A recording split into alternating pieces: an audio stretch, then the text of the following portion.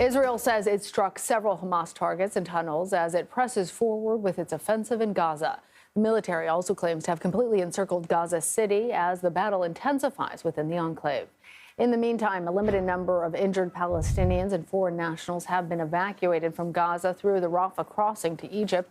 Dozens of Americans are believed to be included in those figures.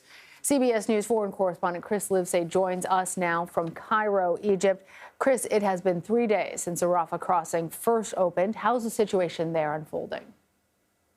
Well, it seems to be unfolding quite well if you're an American citizen. Those are the people who were at the front of the line, so to speak, amongst the people exiting the Rafah crossing. I mean, there are more than 2 million people in Gaza, and there are between 400 and 500 American citizens in Gaza who have been given access to leave. So they're really a privileged few. Now, there are a total of about 7,000 people, actually just over 7,000 people, according to Egyptian authorities, that they're going to start processing to exit as well. So a bigger group, but again, it's a small number of people compared to the overwhelming need of refugees to leave. But we've been talking to some of those American passport holders as they come out, and as you can imagine, they're absolutely relieved to finally be out of danger.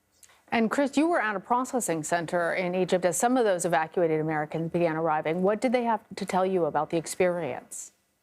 Well, it's a mix of emotions because, of course, they're absolutely relieved to now be out of harm's way. But a lot of them, in fact, I don't think I met anybody who didn't leave somebody behind.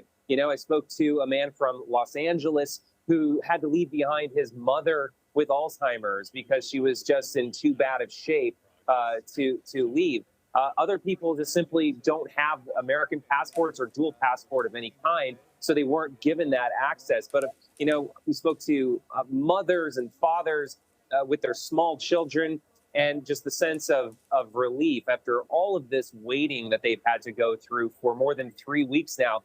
All of them have gone to the border multiple times because they would receive a message or an email from the U.S. State Department saying to go to the Rafah crossing. That's the crucial crossing between Gaza and Egypt, and to wait because there was an indication that that crossing was finally going to be open, only to have those hopes shattered. So this was finally beginning to change for them. That door is cracked open. And as we're told, they're going to keep processing these American citizens here in Cairo at the U.S. The U.S. Embassy staff are going to continue to process them over the next several days. And Chris, as you said, the Americans are on the front line. The door is open a crack. I'm wondering if you can tell us, are there any other refugees that are expected to be allowed to cross into where you are in Egypt? Yes, so there is also a group of severely injured Palestinians that have been given permission to cross over into Egypt. In fact, Egypt has set up field hospital in the Sinai Peninsula, the Sinai Desert, just on the other side of the border with Gaza to treat these Palestinians.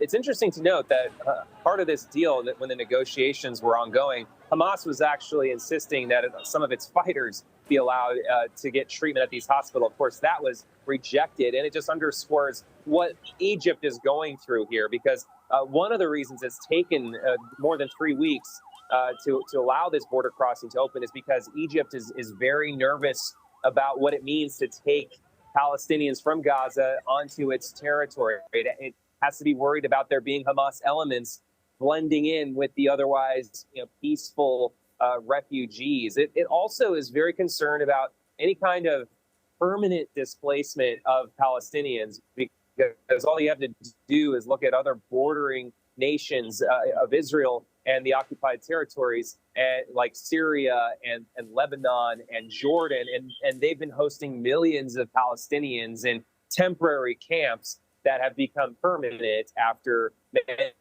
many decades. And so Egypt doesn't want to see the exact same thing happen again. In fact, it's emphasized that it will defend its territory. It will not allow something like this to happen, not just for its own sake, but it says also for the sake of a future two-state solution, one in which, there are actual Palestinians still there, because the fear that they have is that by allowing the doors to open too wide, it can lead to just a rush of so many people that the border crossing would be overwhelmed, and they wouldn't be able to stop it. And then you'd essentially be draining the Gaza Strip of all of its inhabitants. That's something they can't tolerate, and that the Arab world wouldn't be able to tolerate.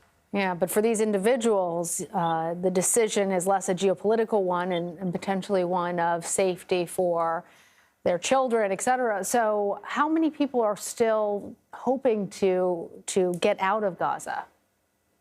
That's absolutely right. So according to our CBS producer who is in Gaza, he doesn't see any more Americans that are at the Rafah crossing. So according to his eyewitness account, no one is left on the Gaza side. We don't know exactly how many of those American passport holders have been processed here in Cairo. Yesterday, the number we were given was between 1 and 150 American citizens who were able to cross from the Gaza Strip into Egypt. We haven't been given an update on that today, but we were told by the U.S. Embassy that they expected to be processing American citizens throughout the weekend. All right, Chris Livesay, thank you.